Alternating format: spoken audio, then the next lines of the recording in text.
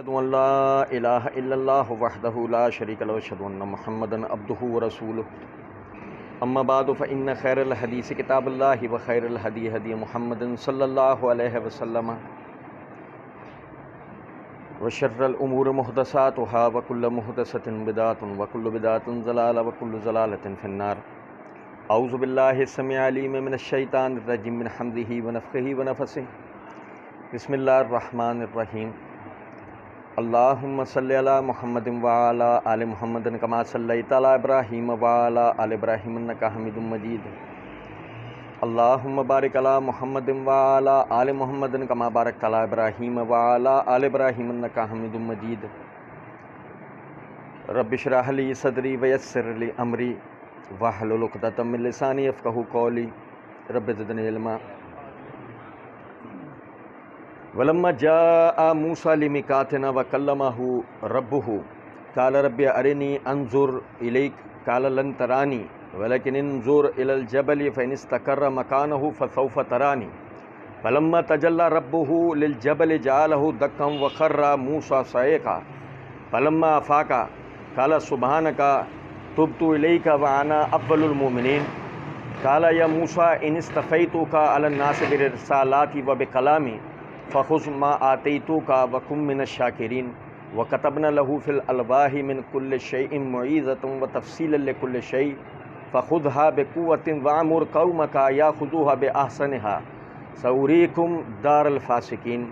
सअस्रिफ़ु अन आयातिल लज़ीना यतकब्बरूना fill अर्ज़ि बिग़ैरिल हक़्क़ि व इन यरौ कुल्ल आयतिन ला युमिनु बिहा व इन यरौ सबीलर रुश्द ला यत्तख़िज़ूहु सबीला व इन यरौ सबीलल गय्य यत्तख़िज़ूहु सबीला ज़ालिका बिअन्नहुम कज़्ज़बू बिआयातिना व कानू अन्हा गाफ़िलीन वल्लज़ीना कज़्ज़बू बिआयातिना व लिक़ाइल आख़िरति हबितत आमालुहुम हल युजज़ौना इल्ला मा कानू यामलून वत्तख़ज़ क़ौमु मूसा मिन बादिही मिन हुलिय्यिहिम इजलन जसदन लहू ख़ुवार अलम यरौ अन्नहुम ला युकल्लिमुहुम वला यहदीहिम सबीला इत्तख़ज़ूहु व कानू ज़ालिमीन वलम्मा सुक़ित फ़ी अयदीहिम व रअऊ अन्नहुम क़द ज़ल्लू क़ालू लइन लम यरहमना रब्बुना व यग़फ़िर लना लनकूनन्ना मिनल ख़ासिरीन। वलम्मा रजअ मूसा इला क़ौमिही ग़ज़बान आसिफ़ा क़ाल बि'सा मा ख़लफ़्तुमूनी मिन बादी अअजिलतुम अम्रा रब्बिकुम व अलक़ल अलवाहा व अख़ज़ बिरासि अख़ीहि यजुर्रुहु इलैहि क़ाल इब्न उम्मा इन्नल क़ौम इस्तज़अफ़ूनी व कादू यक़्तुलूननी वला तुशमित बियल आदाअ वला तजअलनी मअल क़ौमिज़ ज़ालिमीन क़ाल रब्बि इग़फ़िर ली व लि अख़ी व अदख़िलना फ़ी रहमतिक व अंत अरहमुर राहिमीन। अल्लाह रब्बुल इज़्ज़त के फ़ज़ल व करम से आयत नंबर 142 तक पिछले दरस में हमने पढ़ा था। आयत नंबर 143 से आयत नंबर 151 तक आप भाइयों के सामने पढ़ा है। हम पढ़ रहे थे कि मूसा अलैहिस्सलाम जब बनी इसराइल के साथ वादी मुक़द्दस के लिए जो है वो आदम सफ़र थे, अल्लाह रब्बुल इज़्ज़त ने उन्हें 30 दिनों के लिए यानी अपने पास आने का हुक्म दिया तूर पर। जब मूसा अलैहिस्सलाम वहाँ पहुँचे और 30 दिन तक तूर पहाड़ की चोटी पर अल्लाह रब्बुल इज़्ज़त की इबादत में और उसकी तरफ तवज्जो में मशगूल रहे, तो अल्लाह रब्बुल इज़्ज़त ने उनके ऊपर 10 रातों का मज़ीद इजाफ़ा किया और उसकी क्या हिकमत व मशीयत थी वो हमने पिछले दरस में पढ़ी थी। यूँ ये 40 रातें मुकम्मल होने के बाद मूसा अलैहिस्सलाम को अल्लाह रब्बुल इज़्ज़त की तरफ से बनी इसराइल के लिए सबसे बड़ी नेमत अता हुई। हम वो इंशाअल्लाह पढ़ेंगे। हमने पढ़ा था कि मूसा अलैहिस्सलाम ने अपने पीछे हारून अलैहिस्सलाम को अपनी कौम के ऊपर बतौर मुस्लिह यानी इस्लाह करने वाले के मुकर्रर किया, तरबियत करने वाले का मुकर्रर किया। और फिर मूसा अलैहिस्सलाम आ गए। चूँकि आयत का सियाक ऐसे बताता है कि जो वाक़या अब हम पढ़ने जा रहे हैं वो उन 40 दिनों के यानी कि मुकम्मल हो जाने के बाद पेश आया है कि अल्लाह रब्बुल इज़्ज़त ने फरमाया वलम्मा जाअ मूसा लिमीक़ातिना व कल्लमहु रब्बुहु। जब मूसा ने अपने अहद को पूरा कर लिया और अपने रब से बातचीत की, काल रब्बी अरिनी अंजुर इलैक, ऐ मेरे रब मुझे दिखा के मैं तुझे कैसे देखूं। समझे जरा इस बात। देखें, इंसान को अल्लाह रब्बुल इज़्ज़त ने एक बड़ी ही ज़बरदस्त तख्लीक पर पैदा किया, और वह तख्लीक है जुस्तजू की। मतलब इंसान जो ना जुस्तजू करता है चीज़ों को सीखने, समझने, परखने की, चीज़ों को छोड़ता नहीं है। ख़ास तौर पे वो कि जिसमें वो मुलव्विस है, जिसमें वो मशगूल है, उसकी बारीक से बारीक चीज़ों को जानने की कोशिश करता है। हम इब्राहीम अलैहिस्सलाम के वाक़े में सूरह बकरा में पढ़ते हैं कि इब्राहीम अलैहिस्सलाम ने अल्लाह रब्बुल इज़्ज़त से फरमाया, या रब्बी कैफ़ तुह्यिल मौता, अल्लाह तू मुर्दों को कैसे ज़िंदा करेगा। ये सवाल तवज्जो दिलाता है कि इब्राहीम अलैहिस्सलाम इस जुस्तजू में लगे हैं कि ये मुझे पता लग जाए। नहीं समझे? वो तो उसकी तफसील हमने वहाँ पढ़ी थी। यहाँ भी यही बात है, वकल्लमहु रब्बुहु, उसने अपने रब से बात की। और जैसे कि हम दूसरे मकाम पर पढ़ते हैं, वकल्लमल्लाहु मूसा तकलीमा, अल्लाह ने मूसा से कलाम किया जैसा कलाम किया जाता है। ये छोटी बात नहीं है, बहुत बड़ा मौजज़ा है। यानी बराह रास्त एक आदमी दुनिया में होते हुए बराह रास्त अल्लाह ताला उससे बात कर रहा है, वो अल्लाह की बात को सुन रहा है। मेरा अल्लाह से बात करना तो बतौर दुआ व मनाजात होता है। मैं आप भी अल्लाह से बात करते हैं, लेकिन जब हम बात करते हैं तो बतौर दुआ व मनाजात होता है, अल्लाह, तो यह हम बात कर रहे हैं अल्लाह से। लेकिन वकल्लमहु रब्बुहु, उसने अपने रब से बातचीत की। और जैसे दूसरे मकाम पर फरमाया, वकल्लमल्लाहु मूसा तकलीमा, अल्लाह ने मूसा से बात की बिल तकलीमा, जैसे बात की जाती है। कोई ख्वाब ख्याली वाली, कोई तावीलात वाली बात नहीं कि यूं हुआ होगा और ऐसे हुआ होगा, नहीं, बाकायदा बातचीत की है। ये बहुत बड़ा मौजज़ा है कि अल्लाह ताला किसी इंसान से, किसी मखलूक से हम कलाम हो। मसलन आप देखें, जिब्राइल अलैहिस्सलाम तमाम फरिश्तों में सबसे मुकर्रब फरिश्ते हैं, सरदार फरिश्ते हैं फरिश्तों के। ऐसा जिब्राइल अलैहिस्सलाम से अल्लाह कलाम नहीं करता, पता आपको? जिब्राइल अलैहिस्सलाम वो जाते हैं, यानी कि वो जाया करते थे लोहे महफूज तक। लोहे महफूज पर जो अल्लाह का कलाम उतरा होता था वो लेके नबियों तक पहुंचाया करते थे। डायरेक्ट अल्लाह उन्हें अपना कलाम, यानी डायरेक्ट उनसे बात करके उन्हें नहीं देता था। कितनी शान है जिब्राइल अलैहिस्सलाम की, लेकिन अल्लाह ने उनसे बात नहीं की। लोहे महफूज पर कलाम उतार दिया गया है, वहाँ वो दफ्तर एक, वहाँ आओ, वहाँ से कलाम लो, वहाँ से वो हिदायत लो, वो बात लो और नबियों तक पहुँचा दो। लेकिन मूसा अलैहिस्सलाम से अल्लाह रब्बुल इज़्ज़त बात कर रहे हैं जैसे कि इंसान आपस में बात करते हैं। लेकिन अल्लाह का बात करना ऐसा नहीं है जैसे इंसान का बात करना होता है। अंदाज ये है कि जैसे हम समझने के लिए समझ सकते हैं। अल्लाह का कलाम तो वैसा है जो उसकी शान के लायक है। मूसा अलैहिस्सलाम को इर्द गिर्द की कोई आवाज़ नहीं आ रही है, सिर्फ अल्लाह रब्बुल इज़्ज़त की आवाज़ आ रही है। मूसा अलैहिस्सलाम जो बात कर रहे हैं, अल्लाह रब्बुल इज़्ज़त उसका जवाब दे रहे हैं। जो बात कर रहे हैं, आप थोड़ी देर के लिए उसको इमेजिन करें कि जो बात कर रहे हो तो वो माहौल कैसा बन चुका होगा। जब वो माहौल ऐसा बन गया, वो एक कैफियत सीखने सिखाने वाली बन गई। जाहिर है कि मूसा अलैहिस्सलाम जब अल्लाह रब्बुल इज़्ज़त से कलाम कर रहे हैं, एक तो पहले बादशाहों के घर में तरबियत हासिल किए हुए शख्सियत थे वो, फिर रसूल बन चुके हैं, फिर रिसालत के अंदर एक वक्त बीत चुका है, एक ज़माना बहुत बड़ा बीत चुका है। अब ज़ाहिर है जब वो अल्लाह से बात करेंगे, कोई जुमला बेमायने लोगों फजूल नाउज़ुबिल्लाह नहीं होगा, सब काम की बातें होंगी।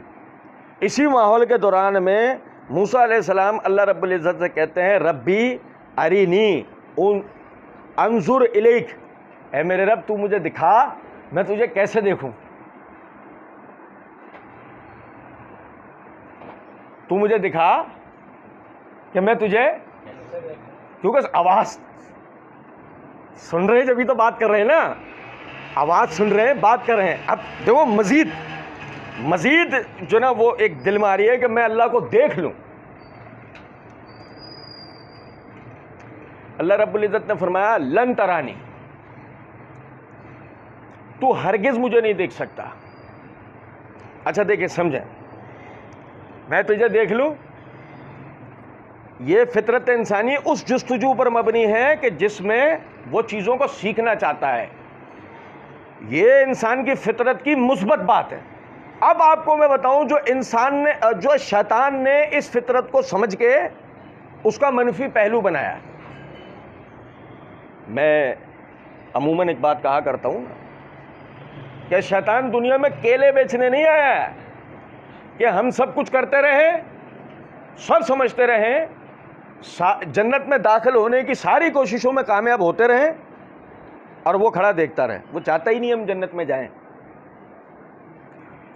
इसलिए वो कोशिश करता है इस बात की हमारे मिजाज और फितरत में मौजूद मुस्बत बातों को ख़त्म कर दे और हमारे अंदर मनफी बातों को लेकर आए, उन बातों को लेकर आए जिससे हम दीन सीखने के लायक ना बचें, हम अल्लाह की बातों पे अमल ना करें, बल्कि उन बातों पे अमल करें कि जो अल्लाह को हमसे नाराज़ कर दें, जिसके नतीजे में हम जहन्नम पहुंच जाएं। यानी कि आदम अलैहिस्सलाम के पीछे जन्नत ना पहुंच जाएं, इब्लीस के पीछे। फ़र्क सिर्फ इतना होगा कि जब जन्नत में पहुंच गए तो उस मर्तबे को जा पहुंचेंगे कि जिस मर्तबे को आज तक, जो सूरह रहमान में अल्लाह रब्बुल इज़्ज़त ने फरमाया, ना किसी इंसान ने पाया है ना जिन ने पाया।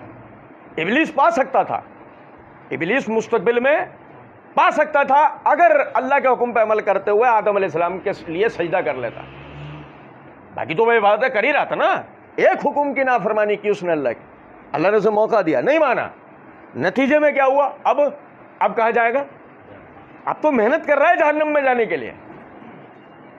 भाई अब लोगों को मुस्तकिल गुमराह करने में वो मेहनत कर रहा है ना, अब तो जहन्नम में जाने के लिए बाकायदा, कि मैं जल्द से जल्द पहुंचूं और खतरनाक से खतरनाक अजाबों का शिकार किया जाऊं, ऐसे ही ना।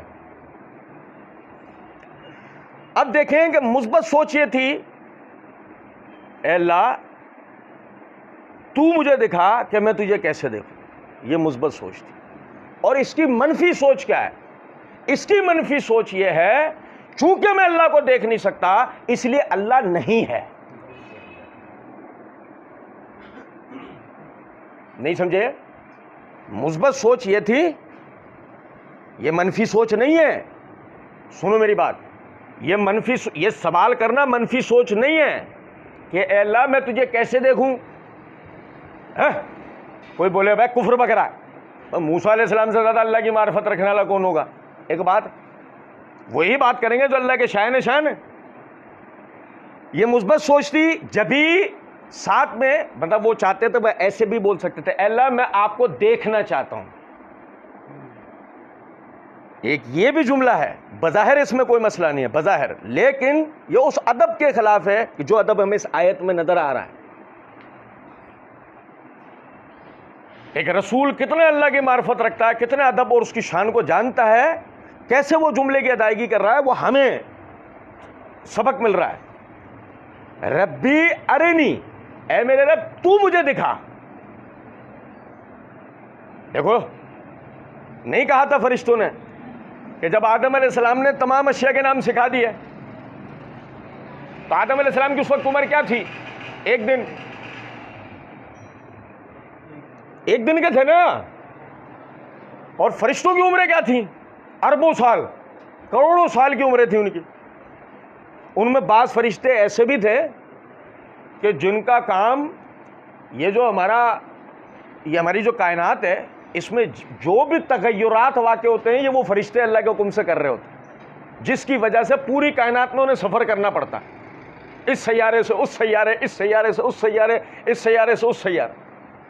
इसी तरह ज़मीन के भी सयाह फरिश्ते हैं जो सिर्फ ज़मीन पर घूमते रहते हैं। सुनन नसाई की रिवायत है ना कि अल्लाह के कुछ फरिश्तों का ज़मीन पर सयाहत का काम है। जब भी मेरा कोई उम्मती मुझ पर दुरूद पड़ता है, वो मुझ तक पहुंचाते हैं। समझे हैं बात को या नहीं? कि ज़मीन के नज़्मो ज़ब्त वाले फरिश्ते आसमान के नज़्म ज़ब्त वाले फरिश्ते, कायनात के नज़्म ज़ब्त वाले फरिश्ते, आप समझें क्या क्या उन्होंने देख रखा होगा, क्या क्या उनके इल्म के अंदर होगा और कब से वो देख रहे होंगे। लेकिन जब वो एक दिन के इंसान के सामने खड़े हुए और उसने सारे सवालात के जवाब दे दिए, तो फरिश्तों ने क्या कहा है? सुभानक ला इल्म लना इल्ला मा अल्लमतना। ऐ अल्लाह, हमारे अंदर ये ऐब है, पाक तो आपकी ज़ात है, हमें कोई इल्म नहीं है। ये इल्म ना होना ये ऐब है ना, ये इल्म ना होना ये ऐब है। और अल्लाह में ऐब ना होना क्या? इल्ला मा अल्लमतना, कि तूने हमें सिखाया।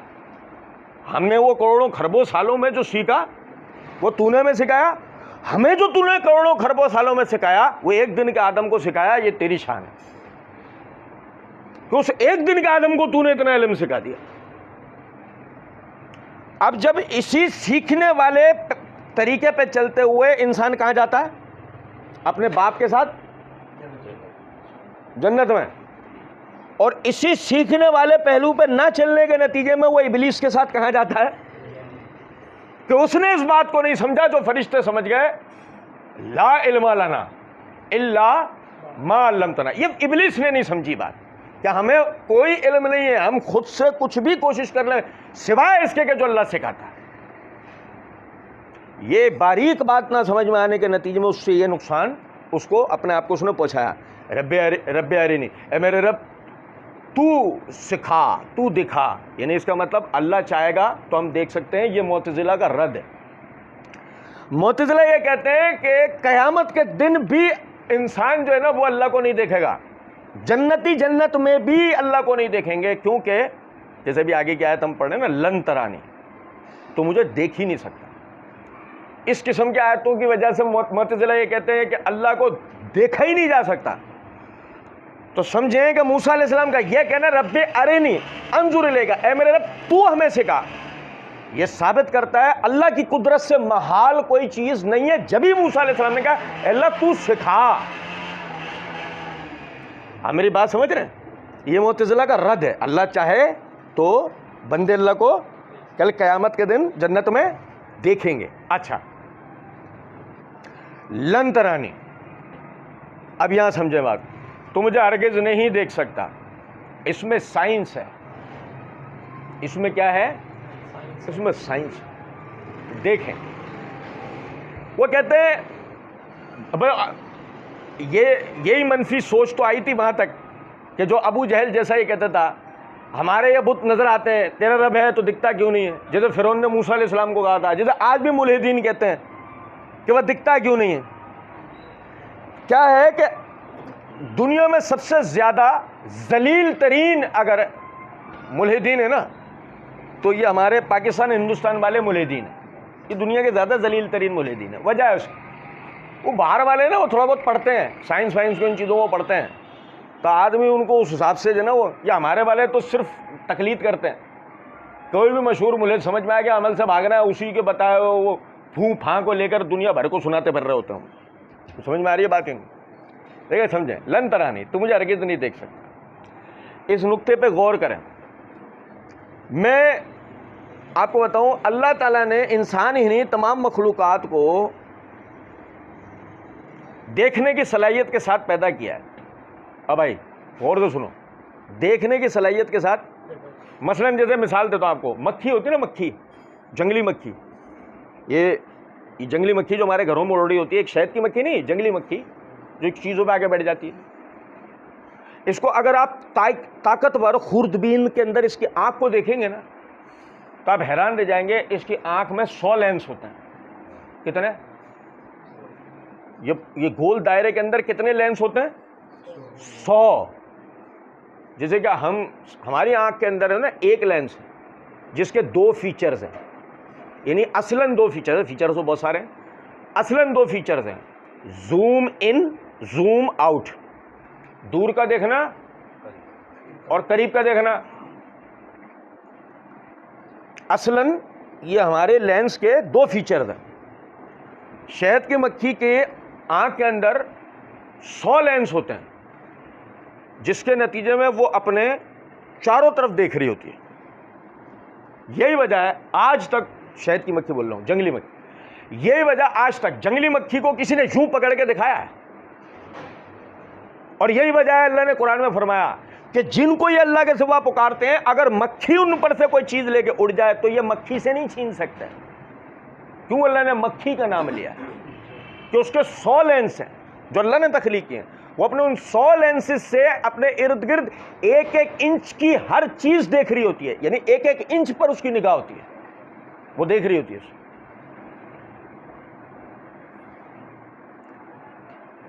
लुत्फ की बात यह है कि जिस चीज पर रंग नहीं होता ना, जिस चीज पर रंग नहीं होगा वो शहद की मक्खी को नहीं दिखता। फिर शहद की मक्खी मुंह से निकला, वो मक्खी को नहीं दिखता। जिस चीज पर रंग नहीं है वो शहद की मक्खी को नहीं दिखेगा। आप समझ रहे हैं?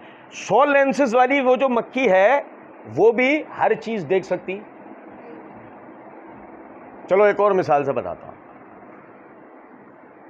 मसलन उसके परों के अंदर से एक लेस पैदा होता है, मक्खी के परों में से एक लेस पैदा होता है जो उसके पर को मुख्तलिफ आबो हवा से बचाता है, क्योंकि उसका वजन बहुत कम है, वो उसको कवर रखता है, और उस लेस से वायरस और जरासीम चिपक जाते हैं। यही वजह नबी सल्लल्लाहु अलैहि वसल्लम ने फरमाया, जब मक्खी तुम्हारे खाने पीने की चीज पे बैठ जाए तो उसको डुबो के निकाल के फेंक दो, तो उसके एक पर में बीमारी तो दूसरे में शिफा है। तफसील का भी ये मौका नहीं है, मैंने एक आध दो जगह बताया है। मैं सिर्फ बताना ये चाह रहा हूं आपको कि अल्लाह ताला ने मक्खी को इस ताकत के साथ पैदा किया। अच्छा, हम समझें जरा इस बात को। पता यह लगा कि बहुत सी चीजें ऐसी हैं कि जिनको हम देखने की कुव्वत रखने के बाद भी देख सकते हैं, देखने की कुव्वत रखते हैं। उसकी वजह क्या है? एक बड़ी आसान से इसकी वजह साइंस में हम पढ़ते हैं कि जिस चीज से रोशनी, जिस चीज के वजूद से टकरा के हमारी आंख के लेंस में आ जाए और वो हमारी मेमोरी में पहले से मौजूद हो। अच्छा चले उसे भी छोड़े और को भी 1 मिनट के लिए छोड़ दें। रोशनी जिस जिस्म से टकरा कर, जिस चीज से टकरा के हमारी आंख की लेंस तक आ जाए, हम उसको देख सकते हैं, लेकिन जिसके पार निकल जाए हम उसे देख नहीं सकते। समझ रहे? ये तो एक बुनियादी सा फार्मूला। फिर ये अपनी जगह एक बहस है कि जब उससे टकरा के हमारी आंख की लेंस पर आएगी तो हम उसे रीड क्या कर पाएंगे। अगर वो हमारी मेमोरी में पहले से सेफ है, जैसे मिसाल के तौर पर ये किताब है, तो ये अगर मुझे पहले से पता है ना ये किताब है, ये कोई डब्बा नहीं है, मैं किताब को जानता हूं, मेरी मेमोरी में सेव है, तो जब रोशनी टकरा कर आंख के लेंस पर आएगी तो मैं दूर से रखी हुई भी देख के बता दूंगा कि ये कोई डब्बा नहीं रखा है, क्या है? किताब। लेकिन अगर एक चीज पहले से मेरी मेमोरी में, याददाश्त में है ही नहीं, दिमाग में है ही नहीं, मैं उसे जानता ही नहीं, तो वो तो मैं उसको हैरत से देख रहा हूँ, या जो भी मेरे ऊपर तासुर आ रहा हो उस वक्त, ये क्या है? तो समझें, इतना छोटा कि जिसके जिस्म से रोशनी टकरा के हम तक आ ही नहीं सकती, और इतना बड़ा कि रोशनी उसके पूरे जिस्म को घेर ही नहीं सकती।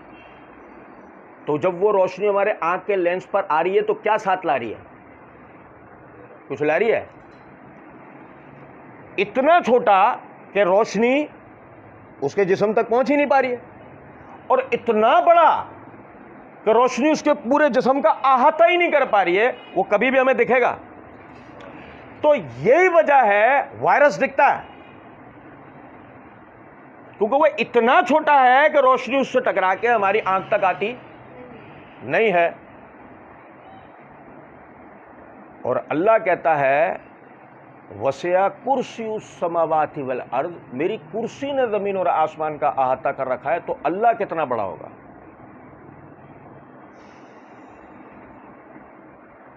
बताइए। तो जब रोशनी उसके जिस्म को घेर ही नहीं सकती, हमारी आंख तक पहुंचेगी, तो जब पहुंचेगी नहीं तो हम उसे देख पाएंगे, या उसे देखा नहीं जा सकता, या वो है नहीं। तीनों बातों में फर्क है ना। एक बात यह है कि अल्लाह है नहीं, एक बात यह है उसे देखा नहीं जा सकता, और एक साइंस है हकीकत कि मसला ये है कि वो इतना बड़ा है कि रोशनी उसका अहाता कर सकती, जब कर नहीं सकती तो वो हमारी आंख पर क्या लेकर आएगी, क्या मैसेज आएगा, क्या देख रहे हो, कुछ नजर आ रहा है? ये कहा मूसा अलैहिस्सलाम को अल्लाह ने, ये साइंस, लन तरानी, तू हरगिज़ मुझे देख सकता। ये इतनी तफसील मुझे आपको देनी पड़ी? हाँ भाई बताइए, ये इतनी सारी तफसील हो सकता है मूसा अलैहिस्सलाम को भी दी गई हो, हमें तो एक जुमले में बताया गया यहाँ, क्योंकि साइंस की जो ना कायद रहनुमा कुरान, फिर उसके बाद तो हमारी है साइंस। वो चाहो तो अपने मुल्हिद टीचर से पढ़ लो और चाहो तो अल्लाह के रसूल से पढ़ लो और फिर कायनात पर गौर व फिक्र कर लो। अभी समझें, लन तरानी वलकिन इंजुर इलल जबल, लेकिन तू पहाड़ की तरफ देख। अब फार्मूला समझाया जा रहा है, तू पहाड़ की तरफ देख। फ़इन इस्तक़र्रा मकानहु फसौफ़ तरानी, अगर ये अपनी जगह ठहरा रहा ना फिर तू मुझे देख सकता है। नहीं समझे? अगर ये अपनी जगह ठहरा रहा तो तू मुझे देख सकता है। अब सुनो जरा, तवज्जो करना। फलम्मा तजल्ला रब्बहु, फिर जब अल्लाह ने उस पर तजल्ली की। अच्छा आप देखें, अब एक तजल्ली के मायने वो हैं जो हमारे यहाँ सूफी बयान करते हैं। तजल्ली से मुराद ये अल्लाह ने उसकी तरफ झांका। नहीं समझे कुछ बात? पहाड़ की तरफ, क्योंकि अल्लाह नूर है तो उससे जो रोशनी आई उस पहाड़ को उसने जला के राख कर दिया। नहीं, ऐसा नहीं, ऐसा बिल्कुल भी नहीं है। अल्लाह को उस पर झांकने की जरूरत नहीं है। पूरी ज़मीन है ना, पूरी ज़मीन अल्लाह के सामने, उसकी मिसाल बिल्कुल ऐसे है जैसे हथेली के ऊपर कंकर पड़ा हुआ। हमारी हथेली पे जैसे कंकर है ना, अल्लाह की शान का आगे ज़मीन बिल्कुल ये हैसियत रखती है, तो वो पहाड़ क्या हैसियत रखेगा कि अल्लाह उस पर झांके? एक बात और सुनो जरा, एक तो ये घटिया कीदा है, इसको तो एक तरफ कर दें। हम क्या अंग्रेजी में एक लफ्ज पढ़ते हैं फ्लैश, ये मोबाइल में होता है, एक रोशनी आती, चमक को कहते हैं। एक बर्क किस्म की, चकाचौंध किस्म की चमक को कहते हैं इंग्लिश में फ्लैश। इसी के लिए लफ्ज तजल्ली अरबी में आता। अब समझे जरा इस बात को, जब फ्लैश हमारी आंख में पड़ता है तो क्या होता है? आंख बिल्कुल सीधी रहती है, सही दिख रहा होता है, चुंधिया जाती है ना, कुछ भी नहीं दिख रहा होता। और नहीं समझे? समझ रहे हैं बात कहने? अब अल्लाह ताला ने बात क्या समझाई है? बात यह समझाई है, वलकिन इंजुर इलल जबल, तू पहाड़ को देख, फ़इन इस्तक़र्रा मकानहु फसौफ़ तरानी, अगर ये अपने मकान पर ठहरा रहा, यानी ये जो जगह है इसकी ऐसे ही रहा, तो तू मुझे देख पाएगा। अब मूसा अलैहिस्सलाम क्या देख रहे हैं?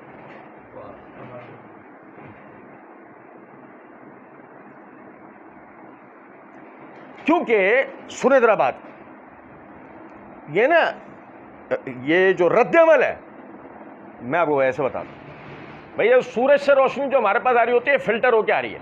सूरह बकरा में मैंने बताया था, ये डायरेक्ट नहीं आ रही है, ये डायरेक्ट क्यों नहीं आ रही है? सीधी हम पे डायरेक्ट आके जला के राख कर देगी। ये फिल्टर होती हुई आती है रास्ते में, पूरा बताता हूं। अच्छा, फिल्टर होकर जो रोशनी हम तक आ रही है ना, उसे भी जब हम थोड़ी देर तक देखते हैं तो क्या होता है? नीला नीला दिखने लगता है, और कुछ देर तक देखते रहेंगे तो बेहोश हो जाएंगे। ऐसे ही है, ऐसे ही ना? समझ रहे हैं बात का मतलब? नहीं, जबकि हमारी पूरी कायनात में रोशनी का मरकज क्या चीज़ है? सूरज। हमारी कायनात में रोशनी का मरकज सूरज है। रोशनी कहाँ से आ रही है? सूरज से आ रही है, और किसी चीज़ में रोशनी है ही नहीं, ये भी खुद साख्ता है। असल तो कायनात में रोशनी सूरज की है। अब ज़रा देखें बात को, अगर मिसाल के तौर पर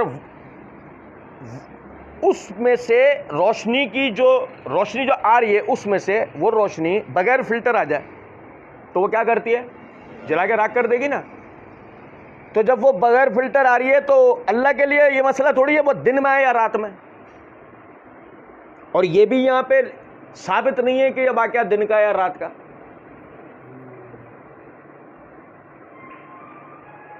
नहीं समझे?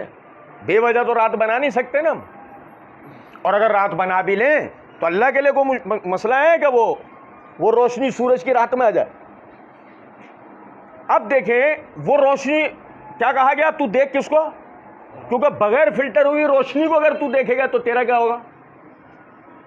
तूने नहीं देखना। तूने कहां देखना है? अच्छा, फ़इनिस्तक़र्र मकानहु फ़सौफ़ तअलमून, अगर ये अपनी जगह रहा तो तू मुझे भी देख लेगा। साइंस समझाई जा रही है। जैसे ही वो रोशनी वो पहाड़ से आके टकराई, बगैर फिल्टर हुई, पहाड़ धमाके से फट गया, टुकड़े टुकड़े रेजा रेजा हो गया पहाड़। हाँ, फलम्मा तजल्ला रब्बहु लिल जबल जालहु दक्कन, जैसे ही तेरे रब ने उस पर तजल्ली की तो पहाड़ रेजा रेजा हो गया। पहाड़ वह खर्रा मूसा सायकन, और मूसा बेहोश होके गिर गए।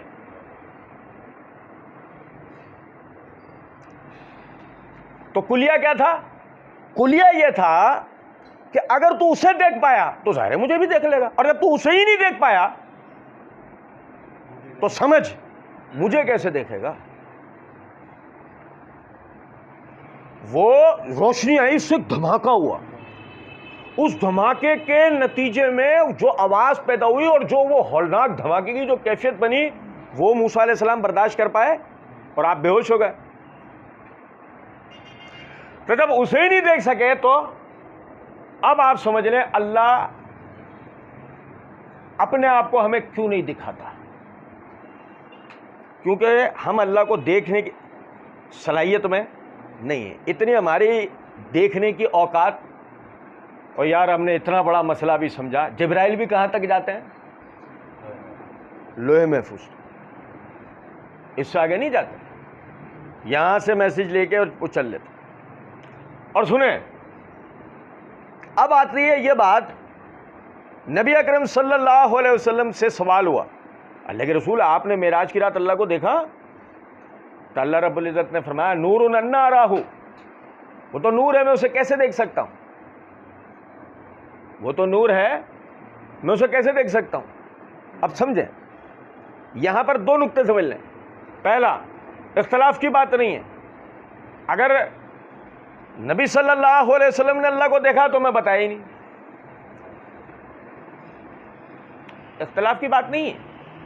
अगर नबी सल्लल्लाहु अलैहि वसल्लम ने अल्लाह को देखा तो हमें बताया नहीं। और दूसरी बात यह कि नबी सल्लल्लाहु अलैहि वसल्लम ने मेराज की रात अल्लाह को नहीं देखा। सिंपल। आपसे पूछा कि आपने देखा? आपने फरमाया तो नूर है, मैं उसे कैसे दे? भाई रोशनी, अब ये रोशनी है कमरे में, है ना? अच्छा, किस जगह है ये बता सकते हो? ये कोई नहीं बता सकता। जैसे जुगनू में से रोशनी निकल रही होती है ना, लेकिन ये तो हम बता सकते ना पूरा जुगनू, क्योंकि रोशनी एक जिस्म के अंदर है इसलिए नजर आ रही है ना भाई मेरे प्यारे। भाई जुगनू ये जा रहा है, जुगनू जा रहा है, रोशन ऐसे ही है, क्योंकि रोशनी एक जिस्म के अंदर है, लेकिन जब रोशनी उस जिस्म से बाहर आ जाए अब दिखेगी। जैसे यहां दिख रही है, कहां है? ये पता है रोशनी है, लेकिन कहां है? तो समझे इस बात को कि नबी सल्लल्लाहु अलैहि वसल्लम ने एक और साइंस बताई, नूरुन, यही कहा ना अल्लाह ने अपने, अल्लाहु नूरुस समावाति वल अर्ज़। तो इसलिए नबी सल्लल्लाहु अलैहि वसल्लम ने भी क्या समझाया? वो तो नूर है, रोशनी है, मैं उसे कैसे देख सकता हूं? ये हो गया मसला। ये तस्लीम नहीं है, वही वाला अकीदा लेना है। भाई देखा देखा, ठीक है, यहां भी बात करता हूं, क्योंकि मूसा अलैहिस्सलाम ने कहा ना अरिनी अंजुर इलैक, तू मुझे दिखा मैं तुझे कैसे देखूं? तो नबी सल्लल्लाहु अलैहि वसल्लम को अल्लाह ने दिखा दिया होगा कि कैसे देखे, मसला नहीं है। लेकिन हमें नहीं बताया, हमें तो इस पर जोर जबरदस्ती भी नहीं करनी चाहिए। हमें नहीं बताया, और इसमें हिकमत है, हमें क्यों नहीं बताया? इसमें हिकमत है कि अगर देखा होता तो हमें क्यों नहीं बताया। समझे?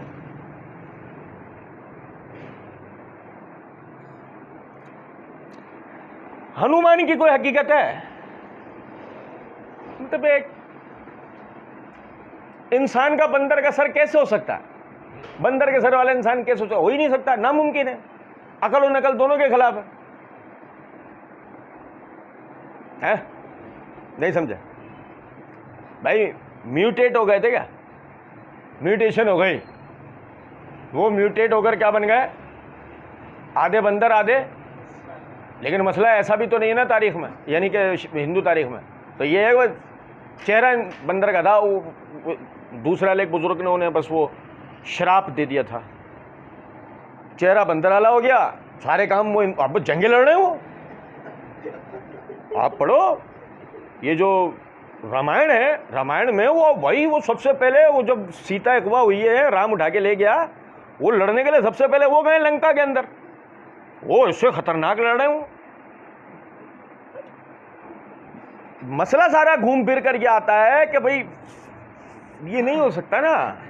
क्या हुआ भाई कि वो गणपत जो थे, गणपत का गुस्से में आके सर उड़ा दिया था,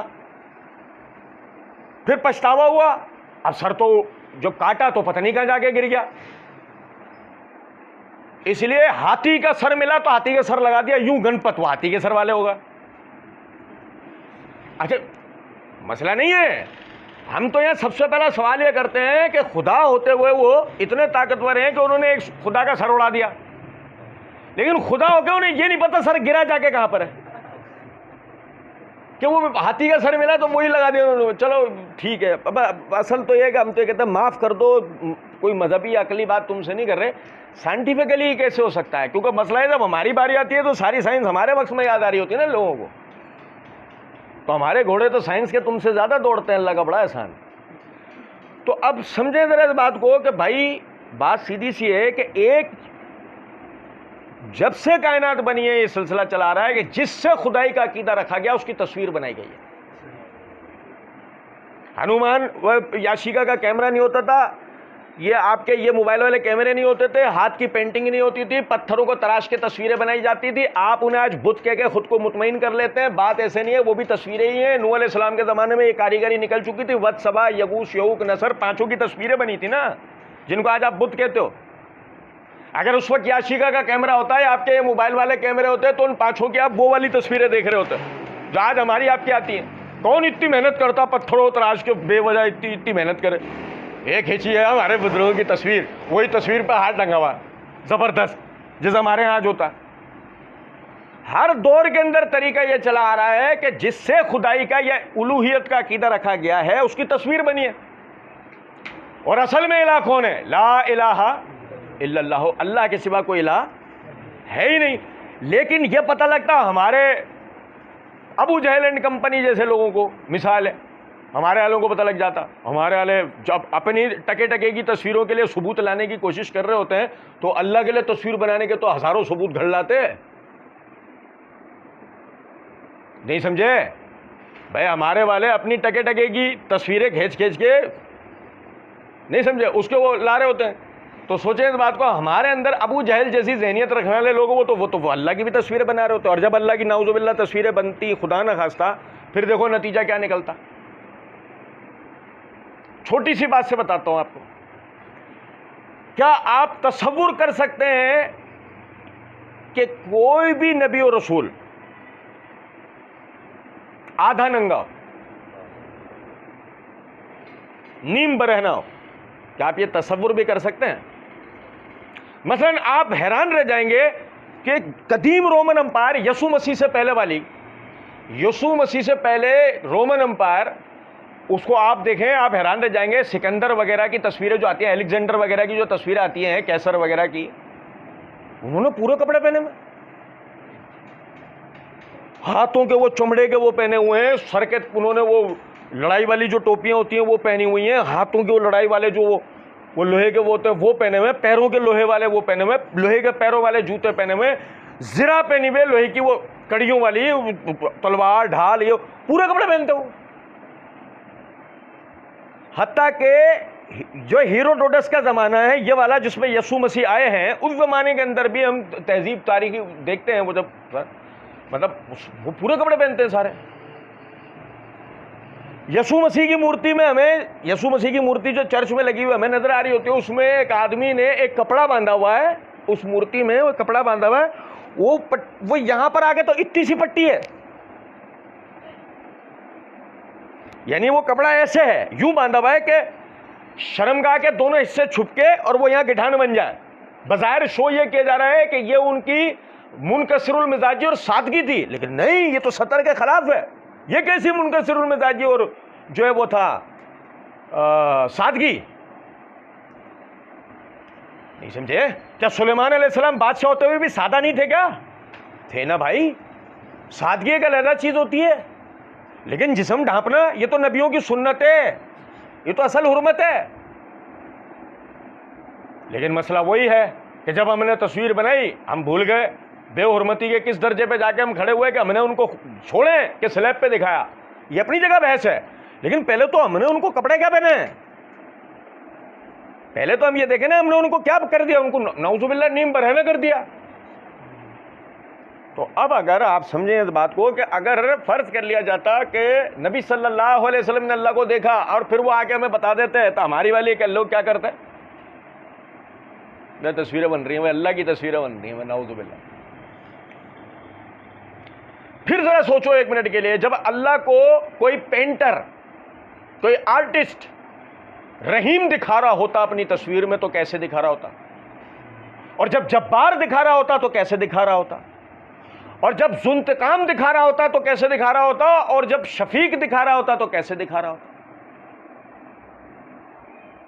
सोचें भी तो रूह कांप जाती है, क्योंकि आर्टिस्ट का तो मसला बहुत खराब है। यही वजह है कि अगर रसूलुल्लाह सल्लल्लाहु अलैहि वसल्लम ने अल्लाह को देखा भी होता तो आपने हमें बताया, और इस पर फिर हमें भी कोई बात मजीद नहीं करनी चाहिए। नहीं हो, अगर करेगा कोई तो फिर बात ऐसे होगी, नूरुन अन्ना राहू, तो रोशनी में से कैसे देख सकते हैं, फिर तो बात ऐसे होगी दलाइल की बुनियाद, ला तुदरिकुल अब्सार, मुझे कोई आंख नहीं देख सकती, फिर तो बात ऐसे होगी। बात आ रही है कुछ समझ में नहीं। फरमाया वखर्रा मूसा सायकन फलम्मा अफाका काला सुबहानका तुब्तु इलैका व अना अव्वलुल मोमिनीन। जब मूसा अलैहिस्सलाम को होश आया तो उन्होंने कहा सुबहानक, आगे घूम फिर के वही बात समझ में आ गया ना। अब तो साइंस भी समझ में आ गई ना पूरी कि क्यों नहीं अल्लाह नजर आता। सुबहानका, अल्लाह तू पाक, तुब्तु इलैका, मैंने तो तेरी तरफ ही हमेशा रुजू किया है। वाह, नहीं समझो कुछ बात, सवाल के पीछे अपनी नीयत बता रहे हैं, क्योंकि अल्लाह का डर पहले, हर मामले में अल्लाह का डर पहले। ये जो हुआ कुछ देर पहले वाकया, ये अल्लाह ने क्यों किया वो जानते, इसलिए अपनी नीयत अल्लाह को बता रहे। तुब तो लेगा अल्लाह, मैं तो हर मामले में तेरी तरफ ही रुजू करता हूँ। इस सवाल का मकसद भी कोई गलत नहीं था, मैं तो तेरी तरफ रुजू करना लाता। तुब तो इलैक व अना अव्वलुल मोमिनीन। अब अल्लाह को तो पता है, अल्लाह तो दिलों में छुपी हुई बातें जानता है, लेकिन बंदे की आजिज़ी देखो आप, मैं तो हर मामले में आपकी तरफ रुजू करता हूं, व अना अव्वलुल मोमिनीन, और मैं सबसे पहला मोमिन हूं। और यह हमारे दीन का एक और अकीदा, अपने जमाने में सबसे बड़ा मुसलमान और मोमिन अपने ज़माने का रसूल या नबी होता है। कोई गैर नबी ईमान में और इस्लाम में उससे तरक्की नहीं कर सकता है। बेड़ा गर्क हो जाए, सुनाने वाला वाकया सुना रहा है कि मूसा अलैहिस्सलाम ने एक सदा सुनी, नहीं, मूसा अलैहिस्सलाम को अल्लाह की तरफ से हुक्म आया कि तूर पहाड़ पे आ जाओ। मूसा अलैहिस्सलाम चले गए। अल्लाह रब्बुल इज़्ज़त ने कहा, ए मूसा, इंसानी गोश्त का टुकड़ा लेकर आओ। मूसा अलैहिस्सलाम ने एक थाल और छुरी हाथ के अंदर ली और दर दर सदाएं लगाते फिर रहे हैं, कोई अल्लाह के नाम पर इंसानी गोश्त का टुकड़ा देने वाला। और यहाँ तक के मूसा अलैहिस्सलाम का एक औरत पे गुजर हुआ जो कहने लगी, ए मूसा, तो अपने रब से बात करता है ना? जी। कि जा अपने रब से जाके सवाल कर मेरे औलाद होगी या नहीं होगी। अब मूसा अलैहिस्सलाम जो है ना वो वहाँ से निकले और यही सदा लगाते लगाते एक फ़कीर की, यानी कि वो ऐसे सुनाएंगे आपको, एक अल्लाह के वली की जो है वो झोपड़ी के सामने पहुंचे और जब सदा लगाई वो बाहर निकल के आया और उसने आके कहा कि क्या चाहिए। मूसा अलैहिस्सलाम ने कहा इंसानी गोश्त का टुकड़ा। कहा लाओ। छुरी थाल लेके अंदर गया और अपने जिस्म के सारे 100 गोश्त काट के लेकर आ गया थाल में भर के। मूसा अलैहिस्सलाम ने कहा ये क्या कर दिया। वो कहने लगा कि मुझे ये नहीं पता अल्लाह ने कौन से हिस्से का गोश्त मांगा, इसलिए सब काट के ले आया हूं कि बस अल्लाह राजी हो जाए। अब मूसा अलैहिस्सलाम थाल छुरी लेकर पहुंच गए तूर। अल्लाह ये ले आया हूं। अल्लाह ताला ने कहा मूसा इंसान तो आप भी थे, आपने क्यों नहीं दे दिया। नहीं समझे कुछ बात। मूसा पलट के वापस आए। कुछ अरसा गुजरा, 5-6 साल का। उस औरत के पास से गुजर हुआ, देखा उसके घर के बाहर 4-5 बच्चे खेल रहे हैं। मूसा अलैहिस्सलाम ने दरवाज़ा बजाया, वो औरत बाहर आई। पूछे ये किसके बच्चे हैं। कहा मेरे बच्चे हैं। तेरे बच्चे हैं? क्योंकि अल्लाह ने तो पहले कह दिया था इसके नसीब में औलाद नहीं है। तेरे बच्चे हैं? बड़े गुस्से में भरे हुए अल्लाह के पास गए, अल्लाह तूने तो मुझे झूठा करवा दिया। जब उसके तूने कहा उसके औलाद नहीं होगी तब कैसे तूने उसको औलाद दे दी। अल्लाह रब्बुल इज़्ज़त ने कहा वो जो फ़कीर था वो उसके दरवाजे पे रोटी मांगने पहुंचा, उसने उसको रोटी दे दी। वो सदा लगा रहा था है कोई अल्लाह के नाम पर एक रोटी देने वाला, अल्लाह उसको एक औलाद देगा। उसने 6 रोटियां दे दी, उसको 6 बच्चे हो गए। जो मेरे एक कहने पे अपने जिस्म के टुकड़े टुकड़े कर सकता है, मैं उसके कहने पे औलाद नहीं दे सकता। अभी हमारे यहाँ सूफी मुशर्रफ जितने भी फिरके हैं वो इस हिकायत को सुनाकर ये बता रहे होते हैं कि देखो अल्लाह के वलियों का कितना बड़ा मकाम और मर्तबा होता है। और सुनने वाले जो कि रसूलों की मार्फत ने, अल्लाह की मार्फत तो बहुत दूर की बात है, रसूल की मार्फत नहीं रखने वाले सुनने वाले ऐसे बदनसीब व बदकिस्मत और बदअकीदा, क्योंकि बदअकीदगी सबसे बड़ी बदकिस्मत है। वो सुभान अल्लाह माशाल्लाह कह रहे होते हैं और अल्लाह की शान बुलंद कर रहे होते हैं। पता आपको अल्लाह ने नहीं कहा कुरान में सुभान अल्लाह है अम्मा युशरिकून, अल्लाह पाक है उससे जो ये शिरक करते। तो कुदरती उनके मुंह से क्या निकल रहा होता है उस शिरक के वक्त में? सुभान अल्लाह सुभान अल्लाह से अल्लाह ताला अपनी तौहीद वहां भी साबित करवा रहा होता है। मुशरिक के मुंह से सुभान अल्लाह निकल रहा है। सुनो जरा बात। अच्छा जी, अब कोई हजरत साहब से पूछे कि हजरत साहब बात यह है मूसा अलैहिस्सलाम जो है उनको अल्लाह की मार्फत नहीं थी, वो झोपड़ी वाले को थी। और किसने पहुंचाई उसको अल्लाह की मार्फत ये वाली? पर उनके वक्त में आने वाले रसूल तो खुद मूसा अलैहिस्सलाम थे। और अगर ये कोई शान वाली बात थी तो ये तो पहले मूसा अलैहिस्सलाम को पता लगनी चाहिए थी ना। उन्हें तो लगी नहीं, इसको पहले पता लग गई। और फिर रसूलों की हक्कानियत मनवाने वाली ज़ात है अल्लाह की, जिस पर मौजों का भी सुदूर होता है। उस औरत ने कहा औलाद होगी नहीं होगी? नहीं हुई है। उस सूफी के कहने पर हो जाएगी। कैसे होगी भाई? और नहीं समझे कुछ बात को? अच्छा देखें भाई, गौर तलब नुक्ता है। वह अना अव्वलुल मोमिनीन, सबसे पहला मोमिन कौन है? उस वक्त मूसा अलैहिस्सलाम है। तो किसी पीर फकीर किसी अल्लाह के वली की कोई औकात और हैसियत, सबसे बड़े अल्लाह का वली तो यही है ना भी। और नहीं समझे? अब रसूल अपनी जात के अंदर रसूल है तो साथ अल्लाह का वली भी तो है ना। नहीं समझे? सबसे बड़ा अल्लाह का वली और कोई नहीं उस वक्त तो मूसा अलैहिस्सलाम है। अगर इस किस्म की करामत का कोई सुदूर होगा तो पहले मूसा अलैहिस्सलाम से होगा, बाद में किसी और से होगा। नहीं समझे? काला या मूसा इन्निस्तफ़ैतुका अला नास बिरिसालाती व बिकलामी फ़ख़ुज़ मा आतैतुका व कुम मिनश शाकिरीन। अब ये जो बेहोश होने वाला वाक़या हुआ ना, इससे तो अल्लाह ताला ने अपनी तौहीद को, अपनी शान को मनवा दिया। अब किसी के जहन में मूसा अलैहिस्सलाम की शान में कोई कमी ना आ जाए कि क्या बेहोश होगा? या मूसा इन्निस्तफ़ैतुका अला नास बिरिसालाती, ए मूसा तू समझ इस बात को कि हमने तुझे तमाम इंसानों में चुना है अपनी रिसालत के लिए। वबे कलामी, हम तुझसे बात करते हैं, सारे इंसानों में तू वाहिद है कि तुझसे अल्लाह बिल्कुल ऐसे बातचीत करता है जैसे बातचीत की जाती है।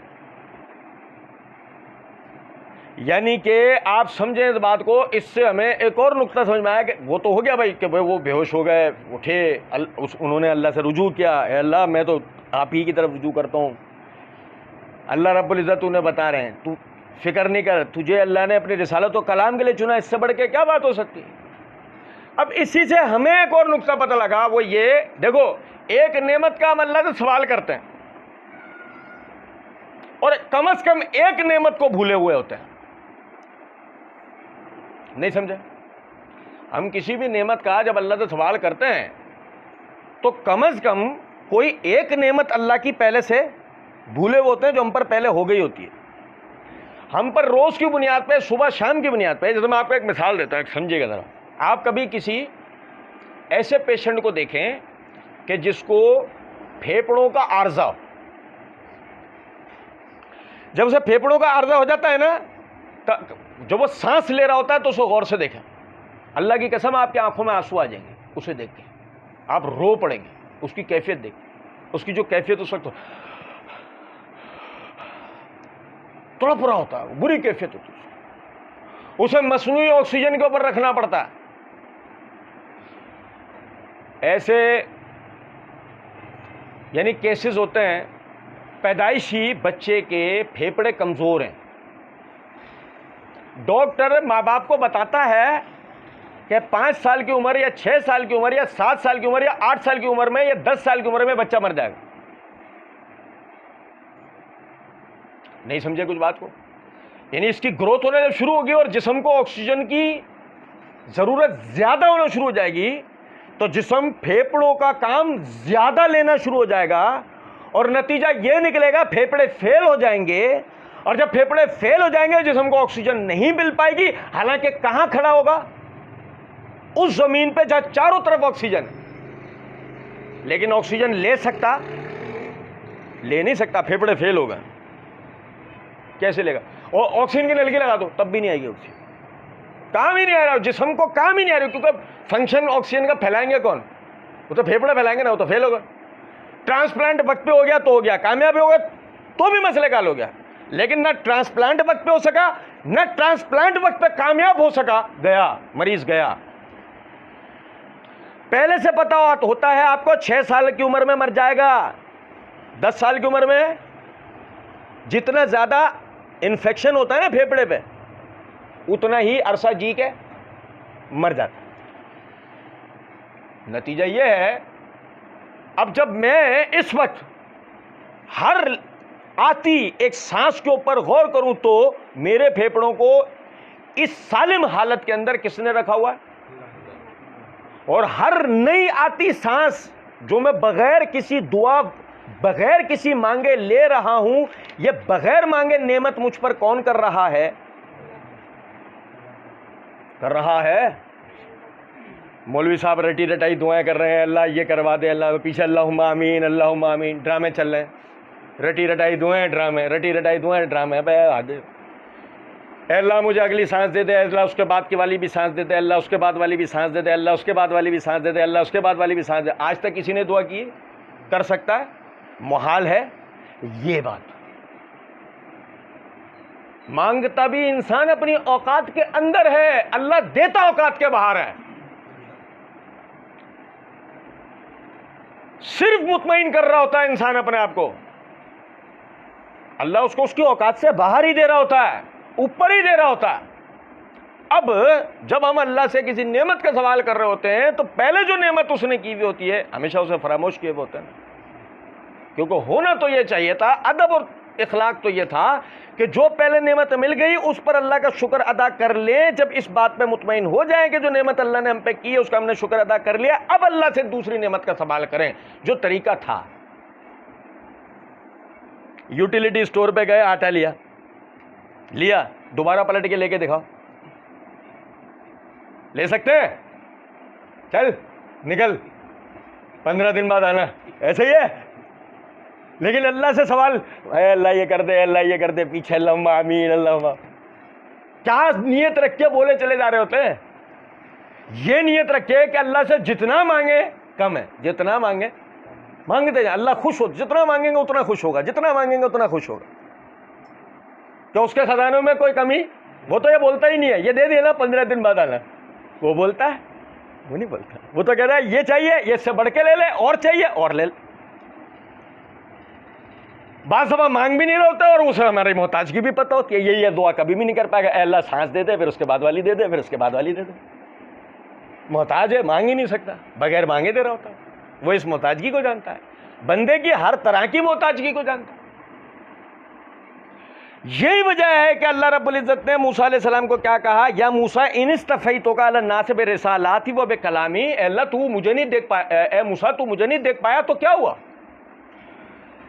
इनिस्तफ़ैतुका अला नास बिरिसालाती व बिकलामी, तू ये तो देख कितनी बड़ी नेमत तमाम इंसानियत पे हमने तेरे ऊपर कर रखी है, तू हमसे बातचीत करता है, कोई इंसान हमसे बात ही नहीं कर सकता, कोई फरिश्ता हमसे बात नहीं कर सकता। फ़ख़ुज़ मा आतैतुका, तो उसे थाम जो तुझे पहले दे दिया है। वकुन मिन शाकिरीन, और शुक्रगुजार बंदों में से बन।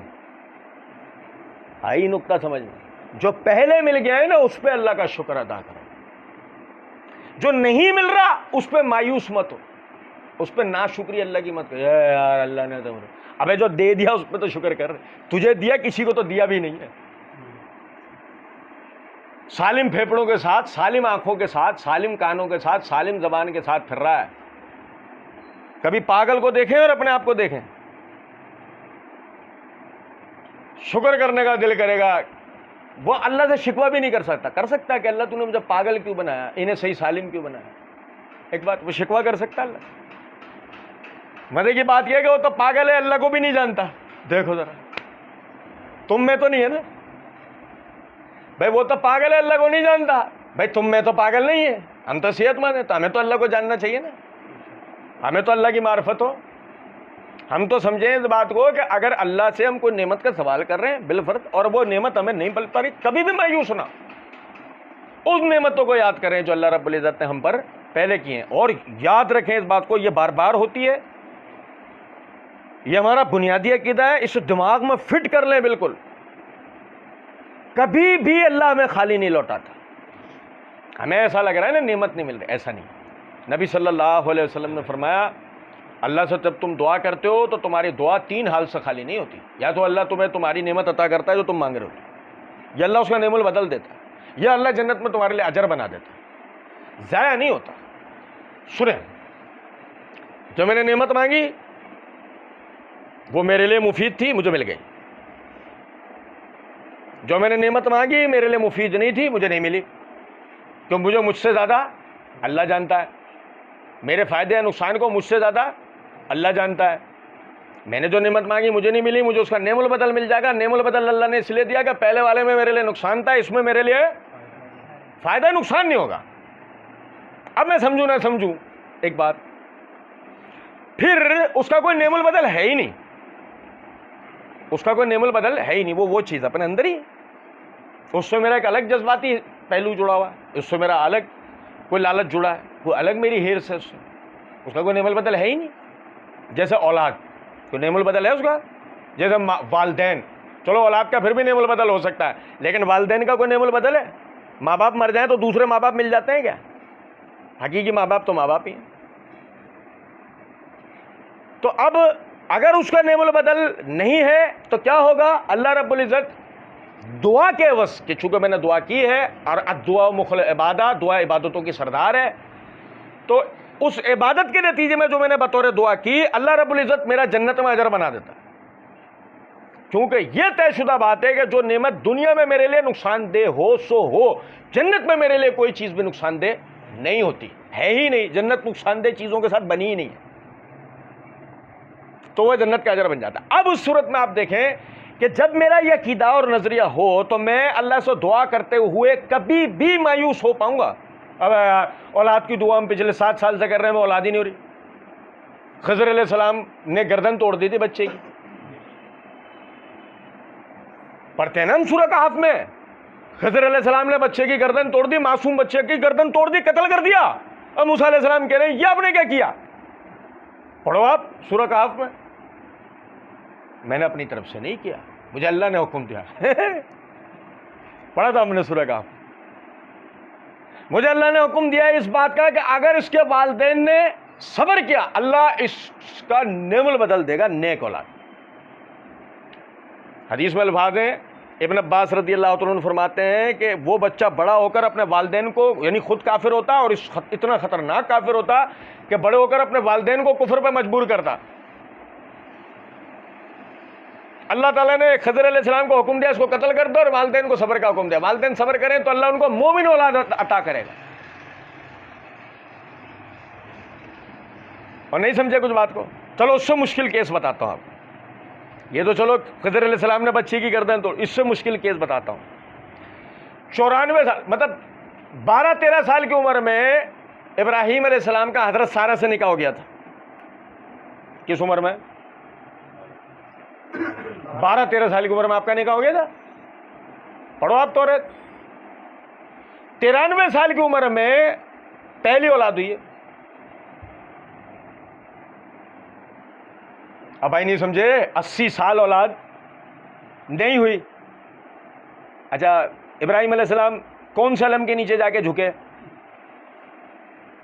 कौन से ताजिए के ऊपर डोरी बांधी मन्नत की है? कौन सी दुल्दुल को वो मुरमुरे खिलाए? मन्नत के मुरमुरे ये खाए ना, हमारे औलाद हो जाएगी। ये मुंह मार देगा ना, वो हम जाके अपनी बीवी को खिलाएंगे, वो हमला हो जाएगी। अबे इसकी घोड़ी तो हो नहीं रही, छोड़ ही नहीं रहे इसको घोड़ी के पास कि दुल्दुल बनाने के, जुलझला बनने के लायक नहीं होगा। बताओ, भंग तो पिला के लाए उसको, नहीं तो बता देता वो कि मैं घोड़ा हूं, गधा नहीं हूं। है भाई, तुम जो घोड़े का गधा बना रहे हो ना, और लोगों को बेवकूफ बना रहे हो, घोड़े का गधा बना के ओ सुलझना, अबे घोड़े का गधा बनाया तुमने, सुलझना। नहीं समझे कुछ बात को? अच्छा, अब इब्राहीम अलैहिस्सलाम को 93 साल की उम्र में इस्माइल अलैहिस्सलाम पैदा हुए, और अब वही इस्माइल अलैहिस्सलाम 20 साल बाद, कितने अरसे बाद? पढ़ो आप सही बुखारी।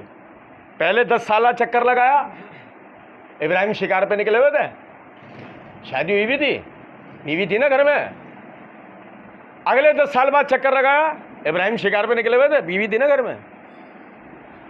और उसी साल में आप रुके 20वें साल के अंदर, 20वें साल के अंदर आपको हुक्म मिलता है ख्वाब के जरिए के बच्चे को ज़बह कर दो।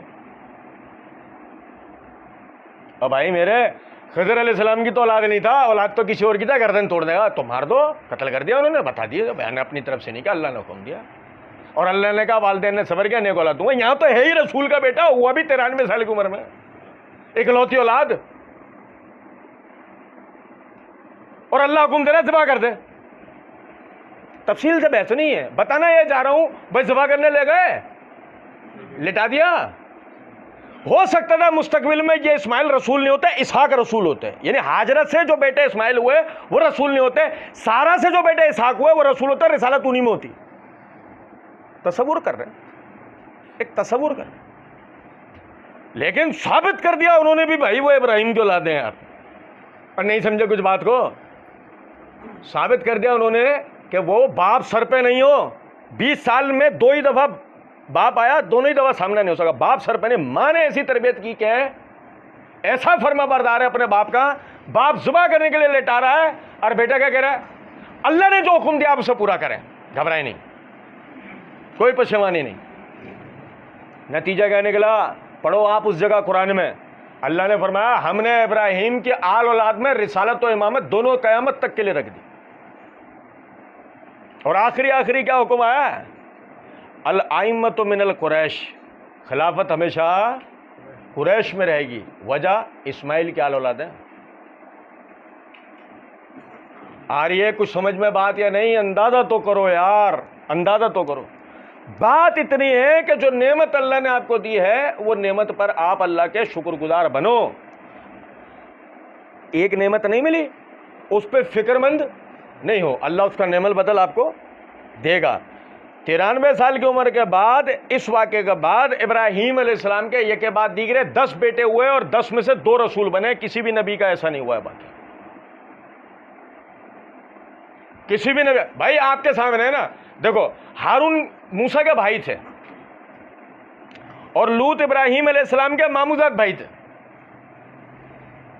आल औलाद में रिसालत का आना, एक या 2 वाक़े को एक रसूल बनाया, जैसे कि दाऊद अलैहिस्सलाम का बेटा सुलेमान एक रसूल, बस आल औलाद में एक बेटा, उसको नबूवत रिसालत। यहाँ इब्राहीम अलैहिस्सलाम को 2 माओं से 2 बड़े बच्चों को अलग अलग अल्लाह ने रिसालत दी, उन्हीं में इमामत रही। नेमत तो देखो यार अल्लाह की, कि आप दुनिया में अगर किसी खानदान की इज्जत करो ना करो, इब्राहीम के खानदान की इज्जत नहीं करो, आप कभी भी मोमिन मुसलमान हो सकते नहीं हो सकते। आपको चार होना चाह रहे इब्राहीम के खानदान की इज्जत, इसी से ये अहले बैत वाला मसला तो इसी से तो निकला है, अहले बैत की इज्जत हो अजमत वाला। तो हर हालत में अल्लाह पे भरोसा करें। जो नेमत अल्लाह रब्बुल इज़्ज़त ने आपको दी उस पर अल्लाह का शुक्र अदा करें। जो नेमत अल्लाह की तरफ से आपको नहीं मिली है उस पर अल्लाह रब्बुल इज़्ज़त से सवाल करते रहा करें। किसी हालत में भी अल्लाह से मायूसी नहीं करें, क्योंकि मायूसी कुफ्र है। बकिया इंशाअल्लाह आइंदा पढ़ेंगे। वमा अलैना इल्लल बलाग।